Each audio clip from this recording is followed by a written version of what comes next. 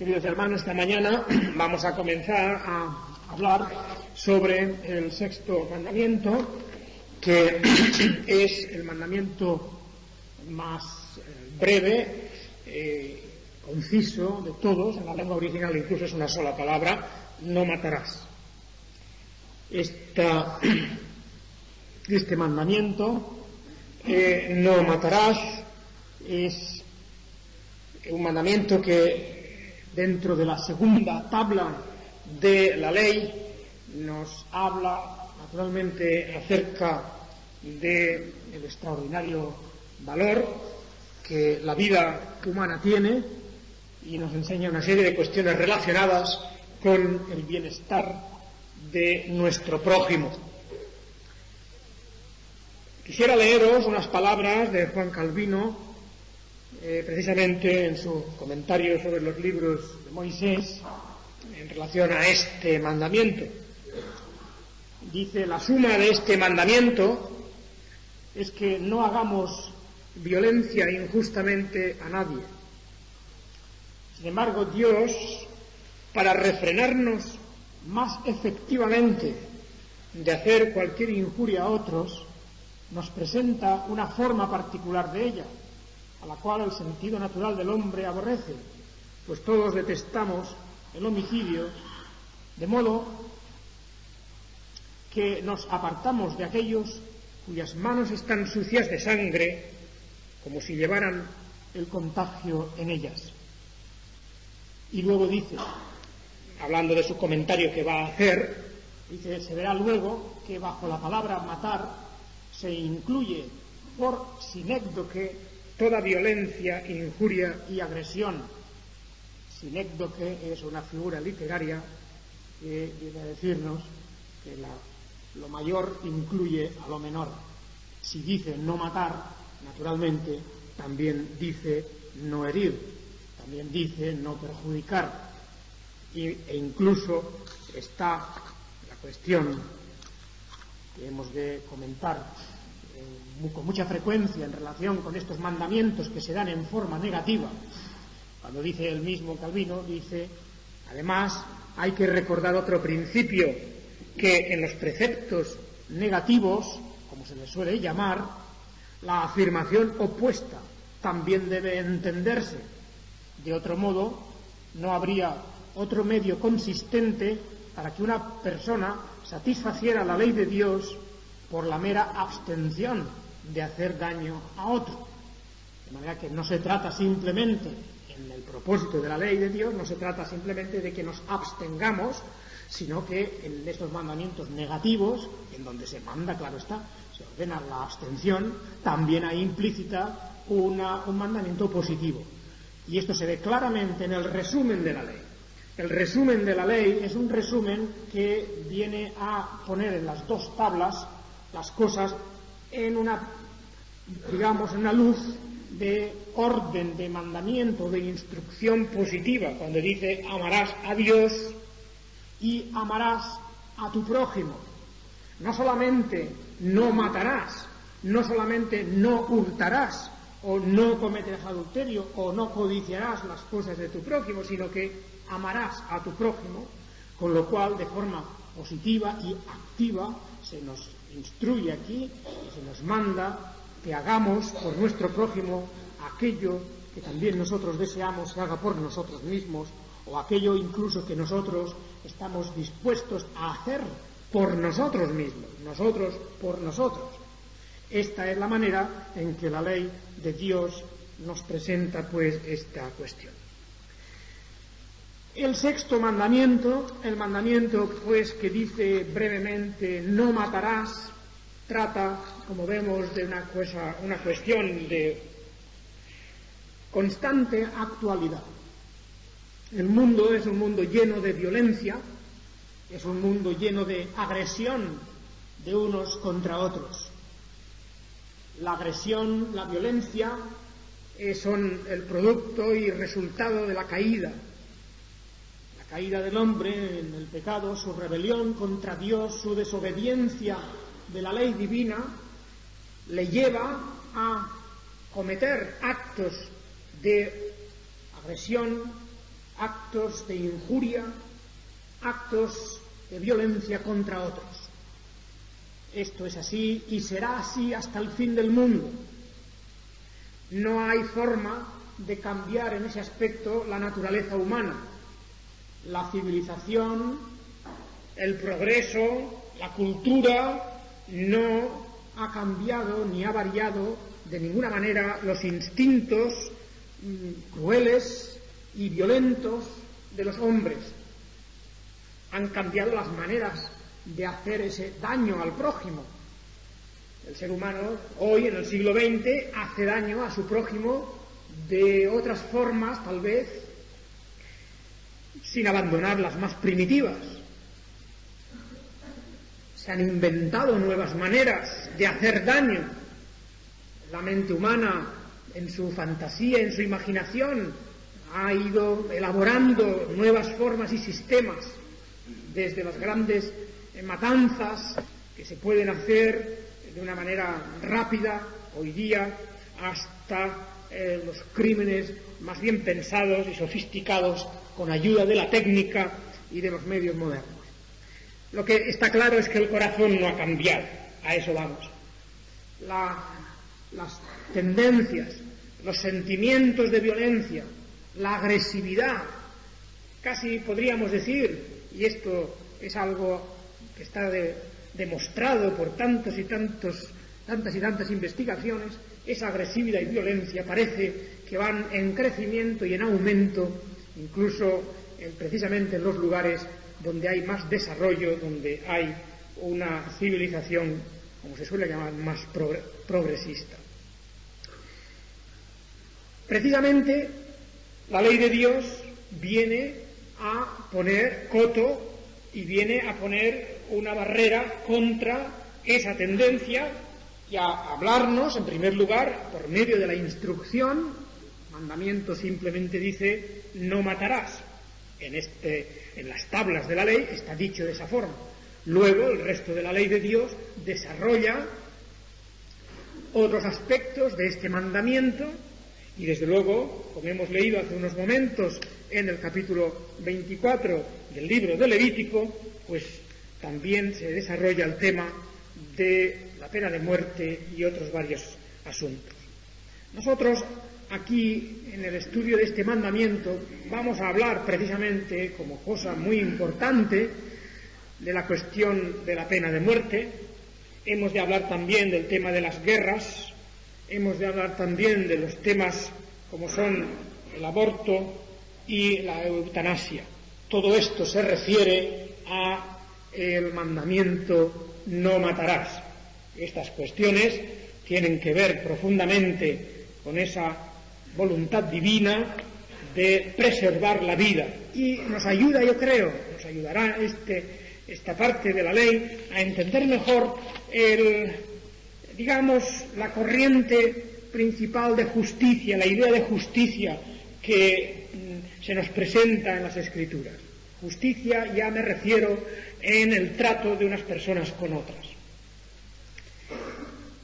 Hay algo curioso. Hemos leído hace unos momentos, en el capítulo 24 una historia, el capítulo 24 del Levítico me refiero, hemos leído una historia que se refiere a la blasfemia que cierto hombre, un joven, el hijo de mujer israelita y hombre egipcio, pues una blasfemia que sacó de su boca en una riña que tuvo. Este joven, parece, digo que debe ser joven, su madre, aquí se la menciona, parece por lo menos todavía que la idea, incluso por la forma de expresarse aquí, nos da la impresión de ser un hombre joven. Joven quiere decir tal vez entre los 25 y los 45 años, una edad así maduro, pero ya plenamente responsable. Por cierto, ciertamente responsable. Se lee acerca de esta persona que blasfemó el nombre de Dios. En el versículo 12 dice: lo pusieron en la cárcel hasta que les fuese declarado por palabra de Jehová. Yo quería explicar un poco esta idea de la cárcel, porque no quisiera que de la lectura de este versículo tuviéramos un concepto equivocado de lo que es la ley de Dios. En Israel, propiamente, no habían cárceles, es decir, lo que llamamos hoy o lo que conocemos hoy por el sistema penitenciario, el sistema de cárcel en el mundo moderno, eso no existía en Israel. Existía en otros países, otras naciones que no tenían el concepto bíblico de la justicia. En Egipto había cárceles y habían allí gentes en ellas, acordémonos de José y de los servidores de Faraón que en ella estaban, y allí pasaban largo tiempo, y en otros países habían también cárceles. En Israel, cuando se habla aquí de que lo pusieron en la cárcel, no hemos de entender o interpretar que había un sistema penitenciario o carcelario. Quiere decir simplemente que lo pusieron a resguardo, en vigilancia, hasta llegar al juicio. Cuando digo que no había cárcel en Israel, lo que quiero decir es que en la ley, no había un sistema carcelario. En la ley de Dios no había un sistema de cárcel. Por ejemplo, en ninguna parte pues vamos a leer: el hombre que robe esto y aquello tendrá tantos años de cárcel. El hombre que produzca una herida a su prójimo tendrá tantos años de cárcel.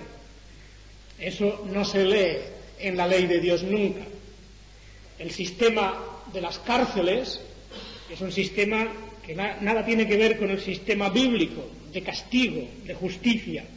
El sistema de las cárceles no es un sistema, por lo tanto, cristiano. La cárcel no es una forma bíblica o cristiana de castigar los crímenes.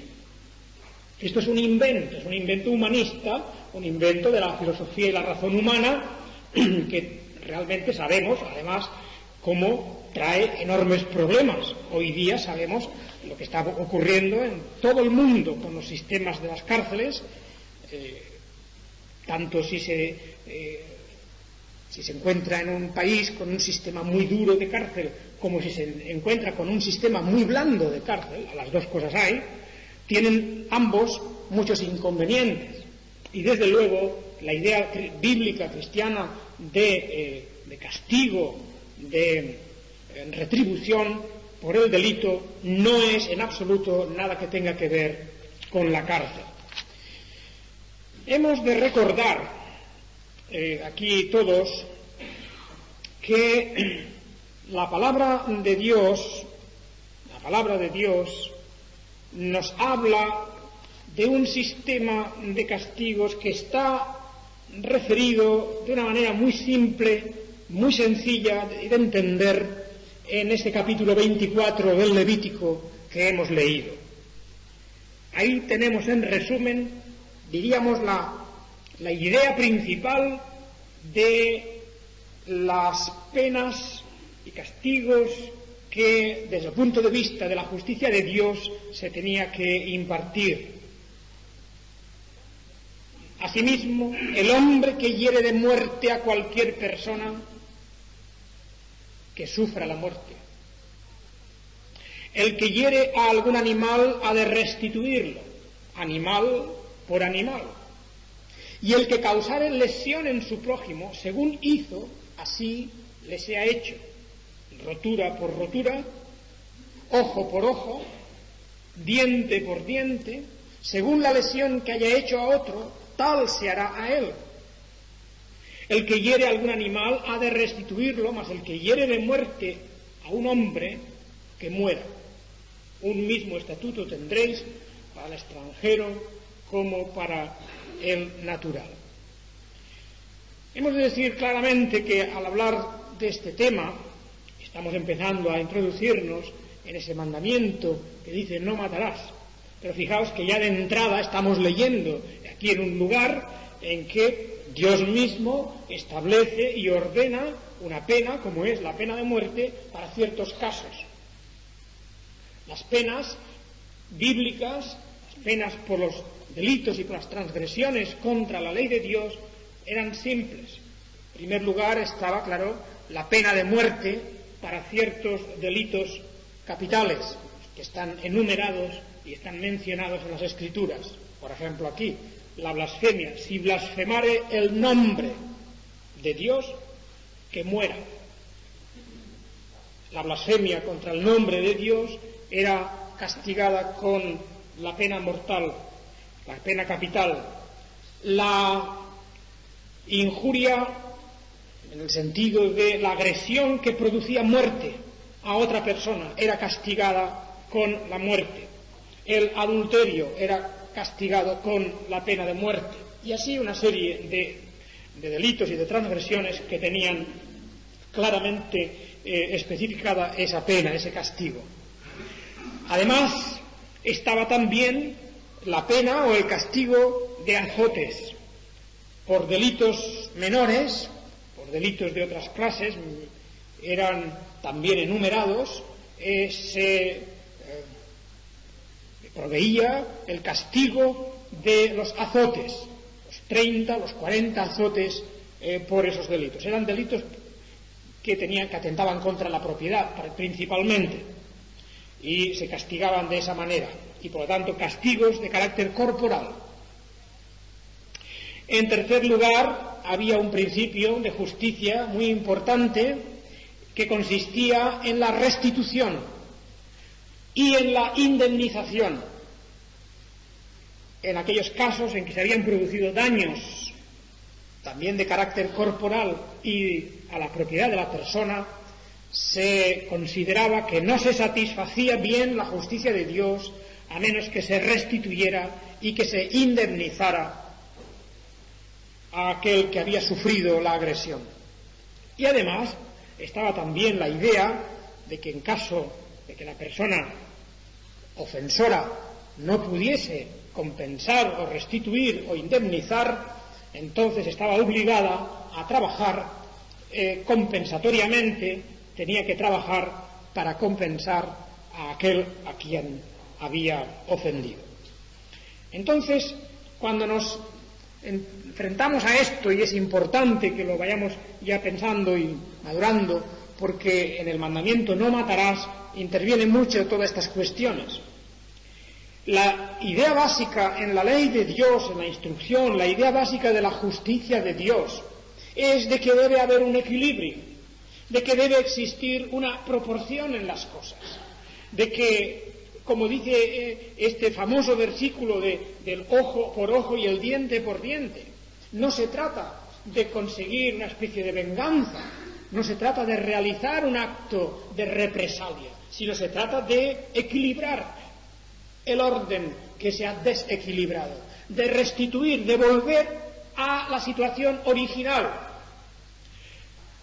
Aquello que se ha roto por la agresión de una persona debe volver a su estado original. Y por lo tanto ha de restituirse. Y cuando no se puede restituir, la persona que ha realizado un acto que ya no se puede echar atrás, por ejemplo, matar a una persona, herirla de tal manera que queda desmembrada físicamente, que queda incapaz o inútil. La idea es de que el agresor sufra las mismas consecuencias que aquel a quien ha proporcionado tal daño. Esto yo sé que naturalmente lleva a todos los que siguen un pensamiento de tipo humanista pues a echarse las manos a la cabeza. Así, cuando leemos hoy día los tratados de derecho penal o los tratados sobre cuestiones sociológicas, pues naturalmente la visión que la persona no cristiana tiene del hombre, de la naturaleza humana, es una visión completamente distinta de la bíblica. Hoy día, más bien, vemos una inversión de las cosas. Se protege al delincuente en perjuicio del inocente. Una vez que el delincuente ha cometido su delito, se le rodea o se intenta rodearle de toda clase de protecciones, de tal manera que en muchos lugares, en muchos países, esto ha venido a constituir un verdadero escándalo y un verdadero problema. Hay muchos casos conocidos, continuamente leemos historias reales y verdaderas de personas que están en la cárcel por un crimen son dejadas en libertad provisional durante unos días. Al salir de la cárcel, una de las primeras cosas que cometen es otro crimen. Y esto no es una teoría, esto ha ocurrido o está ocurriendo. Yo he leído en los últimos días, he leído de 2 casos semejantes. Personas que en un sistema de cárcel que cada día es más pesado de mantener y más difícil, donde se va promoviendo más la idea de las libertades provisionales, etcétera, o las libertades condicionales, pues esto lleva a hechos de esta manera, a situaciones de esta clase. Así que lo que digo es que en Israel, en la ley de Dios, propiamente no había una provisión para penas de cárcel. Otra cosa es que en algún momento algunos reyes, y creo que hay algún caso, pues hubiesen hecho caso omiso de esto y tuvieran sus cárceles. Pero no era lo que estaba previsto en la ley de Dios. La ley de Dios no preveía castigo de cárcel. Esto que leemos aquí en Levítico 24:12, que es la palabra cárcel, que habría mucho que hablar de esa traducción de cárcel, lo que quiere decir simplemente que lo pusieron de manera bajo vigilancia hasta el juicio. Y una vez que se produce el juicio ya no hay cárcel. Mientras llega el juicio hay que vigilarlo para que no escape, sea lo que sea, pero en el momento en que se produce el juicio, la sentencia no es de cárcel. Ninguna sentencia era de cárcel. Habían sentencias de muerte, habían sentencias por azotes, habían sentencias que significaban la restitución y la indemnización del daño hecho, o el sufrir uno mismo el daño que había causado, o el trabajar compensatoriamente para resarcir a la persona que había sido perjudicada por la acción malvada del delincuente. Todo esto sí, estas formas bíblicas estaban ahí expresamente dadas en los textos como los que hemos leído en el capítulo 24 del libro de Levítico. Ese ojo por ojo y diente por diente habla del equilibrio necesario y de la idea de justicia y de balanza que existe en el sistema divino. En el capítulo 21 del libro del Éxodo, versículo 23, volvemos a leer la misma idea. Esta es otra frase, fijaos que se repite este principio. Éxodo 21, 23, mas si hubiere muerte, entonces pagarás vida por vida, ojo por ojo, diente por diente, mano por mano, pie por pie, quemadura por quemadura, herida por herida, golpe por golpe. Y esto lo pone dentro de un sistema de justicia en el cual naturalmente la intencionalidad estaba siempre presente. Si no había intencionalidad, en el sentido de que cuando eran muertes por accidente, los casos en que eran por accidente también están previstos. Las ciudades de refugio que se preveyeron en Israel fueron ciudades para que la persona que había matado a otra por accidente, sin querer hacerlo, pudiese acudir a una ciudad de refugio y allí librarse del derecho que los perjudicados tenían a reclamar su vida. Y esto era una provisión divina precisamente para, de una manera expeditiva y rápida, dar a una persona la posibilidad de librarse de un juicio sumarísimo y de librar su vida cuando, digo, había sido realmente por accidente. Aquí no vamos a entrar en la casuística ahora de ver con la cuestión de las pruebas y de todas estas cosas. Eso aquí no me interesa ni tenemos por qué hacerlo. Lo que nos interesa a nosotros es conocer el principio bíblico, conocer el principio de que hay una forma de justicia y por lo tanto que cuando leemos en el mandamiento, en la ley de Dios que dice no matarás, debemos, como nos dice Calvino, debemos tener en cuenta lo que es la suma de este mandamiento, que no hagamos violencia injustamente a nadie, que respetemos la vida, la integridad física, la salud, todo lo que pertenece corporalmente a esa persona. No solamente que no lo agredamos, sino que hagamos lo posible por su bienestar. Por eso, con toda razón, dice que estos mandamientos negativos, como suele llamársele, deben entenderse también en su forma positiva, porque el resumen de la ley es: amarás a tu prójimo como a ti mismo.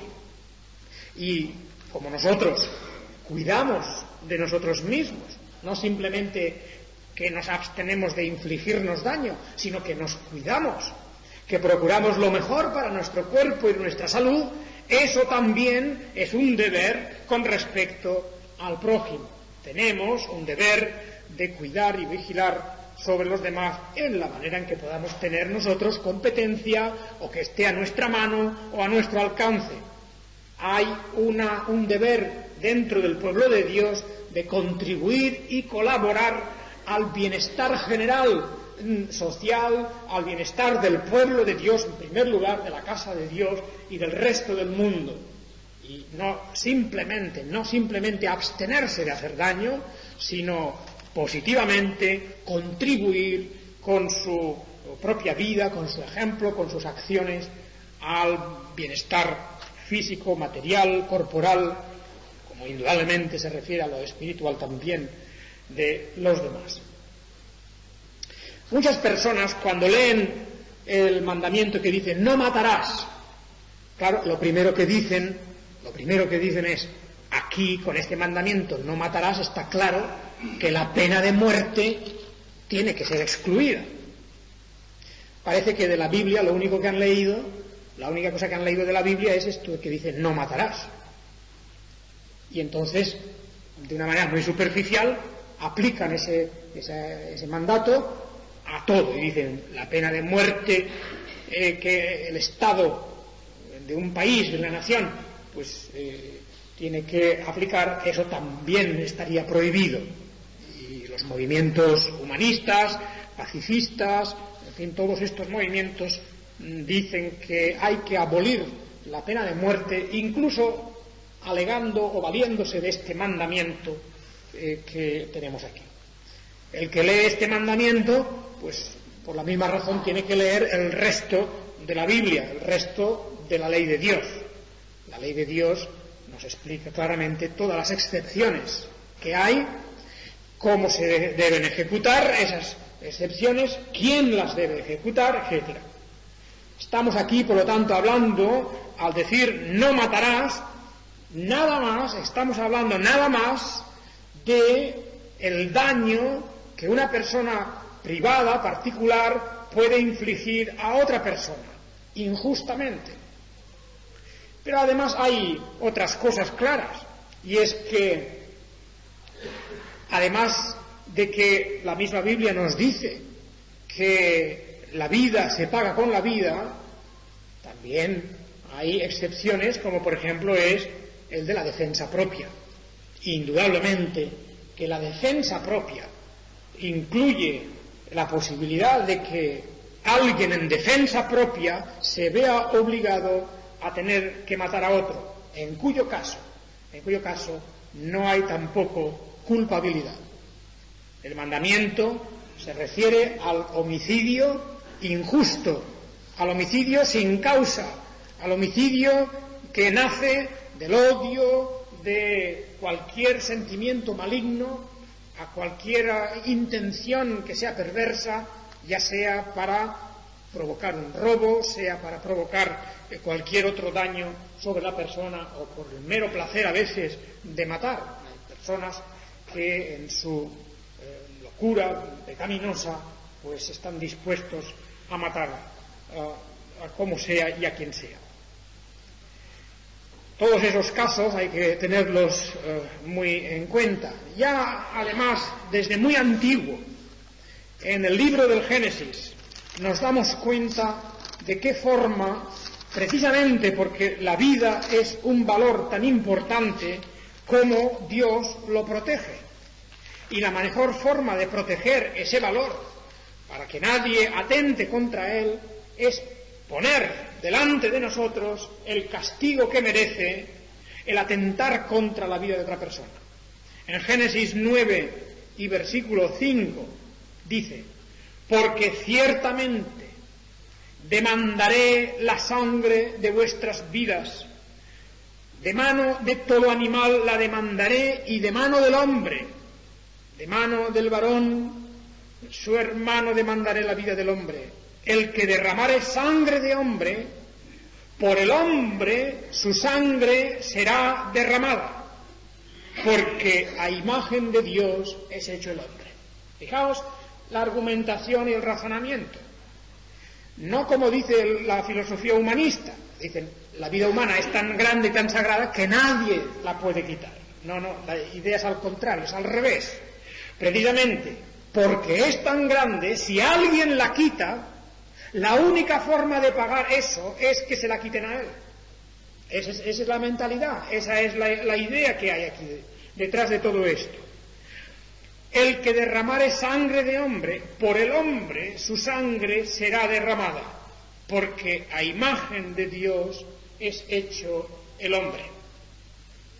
El atentar contra la vida humana es un atentado contra Dios, es lo que nos dice. El quitar la vida a otra persona es una agresión contra Dios, no solamente contra el prójimo, es contra el Creador, contra el dador de esa vida. Y cuando eso se comete injustamente, cuando se realiza por sentimientos perversos, como son el odio, como son las ambiciones, las codicias, las envidias o otras muchas razones perversas que pueda haber, entonces se prevé aquí esto, que también su sangre será derramada. Es la idea, pues, de la restitución del equilibrio de nuevo. Es la manera de decir, el daño que se ha hecho tienes que recibirlo. El daño que has hecho debes sufrirlo tú mismo. No hay otra concepción, no hay otra manera de entender la justicia. Los problemas que hay en el mundo actualmente, problemas me refiero en la administración de la justicia, que además se están viendo, se está desbordando, se está saliendo del cauce ya mínimo en que puede estar estas cosas, proviene precisamente de no hacer caso ninguno a esta forma simple, sencilla, pero muy efectiva de justicia que tenemos en las Escrituras. La forma de justicia bíblica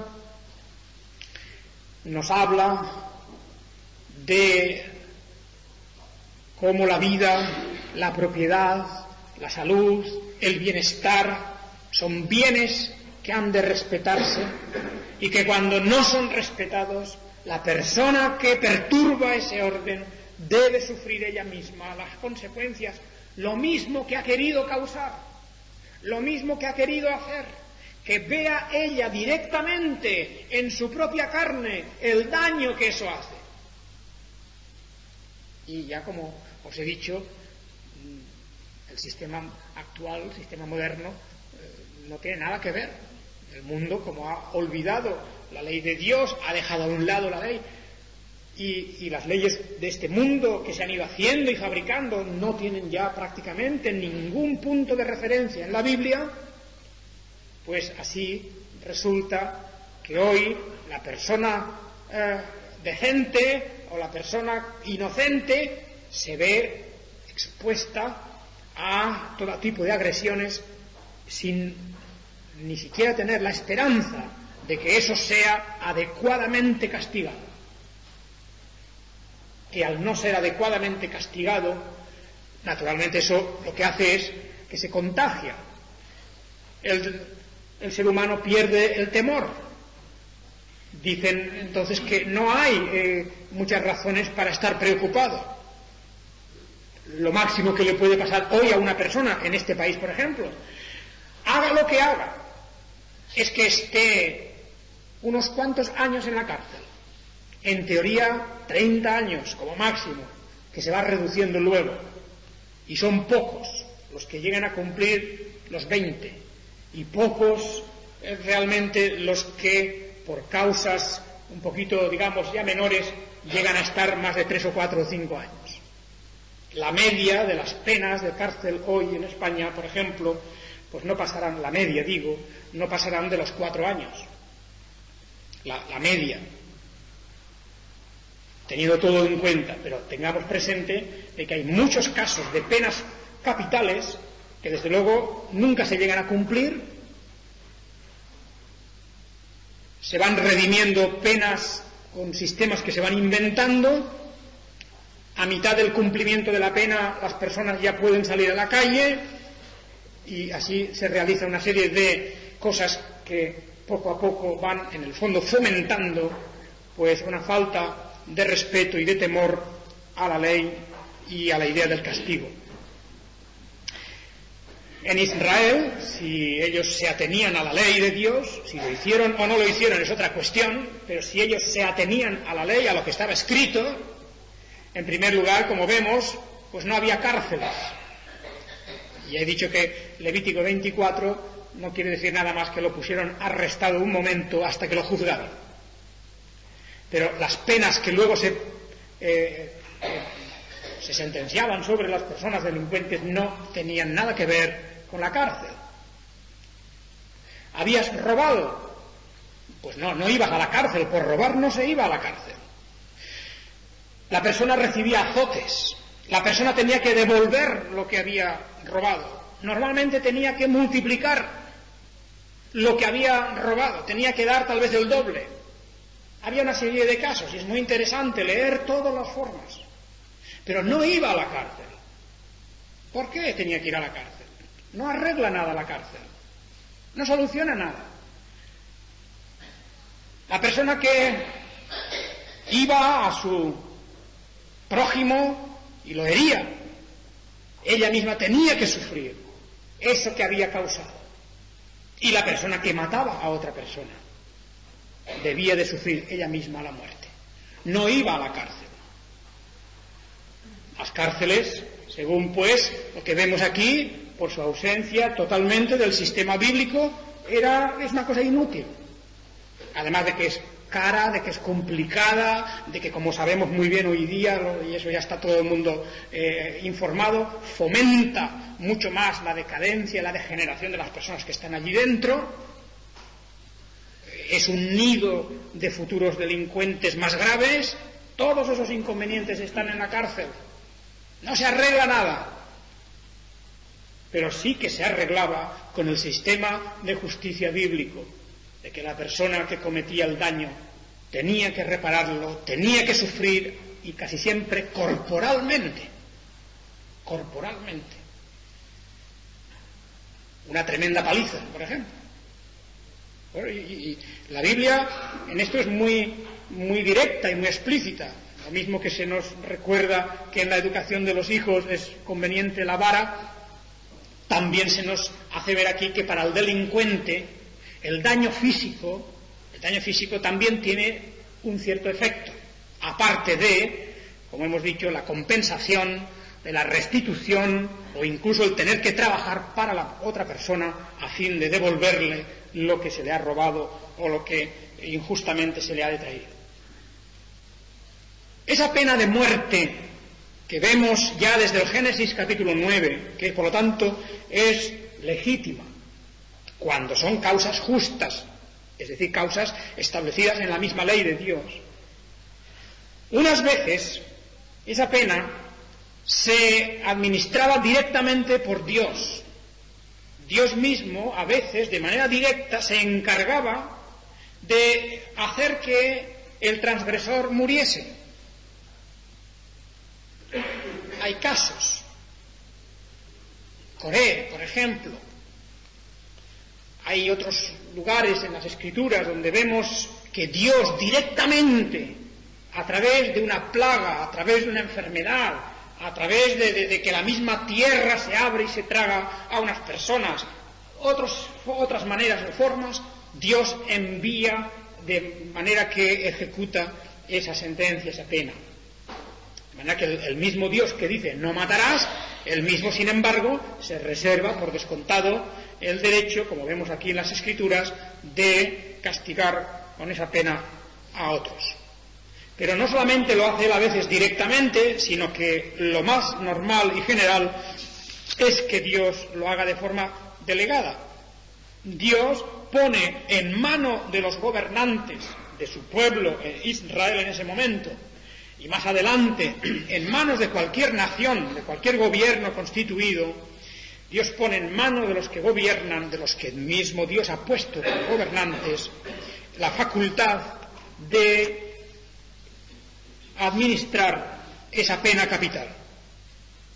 La pena de muerte está, pues, justificada, pero tendría que estar justificada siempre que sean los casos bíblicos. Los casos bíblicos.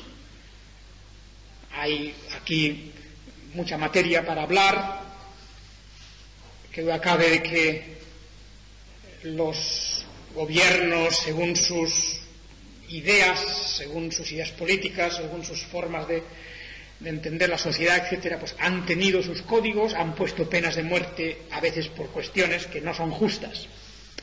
Y en este caso, que duda cabe de que las personas responsables de eso tendrán que dar cuenta ante Dios. Eso es evidente. Cuando decimos que un gobierno, un Estado, tiene la facultad de poner la pena de muerte, eso no quiere decir que lo pueda hacer arbitrariamente. La arbitrariedad también, en la Escritura, se va a castigar, y cuando hayan casos de abuso del poder, como a veces se han producido en la historia, las personas responsables darán cuenta. Pero en principio, estamos hablando de esa cuestión tan sencilla y tan simple como son los casos que la palabra de Dios misma nos menciona. Fijaos y recordemos casos que tenían en la ley bíblica la pena de muerte. La blasfemia contra el nombre de Dios, ya la hemos mencionado. La transgresión del día de reposo,